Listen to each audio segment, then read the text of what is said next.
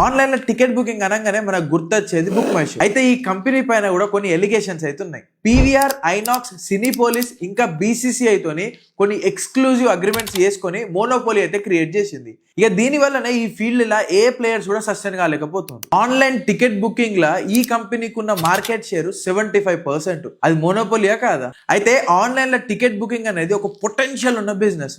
ఇక ఈ పొటెన్షియల్ అర్థం చేసుకున్న జొమాటో సీఈఓ దీపేందర్ గోయల్ సీన్ లకి ఎంట్రీ ఇచ్చిండు.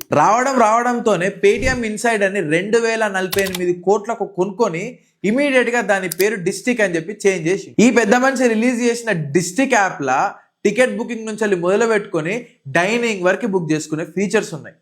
In fact by now cell any time అనే ఒక ఇంట్రెస్టింగ్ ఫీచర్ కూడా ఈ డిస్టిక్ యాప్ లో ఉన్నది. ఫుడ్ డెలివరీ ఇండస్ట్రీలో రెవల్యూషన్ క్రియేట్ చేసిన మన దీపేందర్ గోయల్ డిస్టిక్ తోని కూడా సేమ్ రెవల్యూషన్ తీసుకొస్తాడో లేదో చూద్దాం. ఇక ఈ దందాల గురించి బాగా తెలుసుకున్నాం, కానీ మేము కూడా ఒక దందా పెట్టాలి అనుకుంటే మాత్రం నాకు డిఎం చేసేయండి.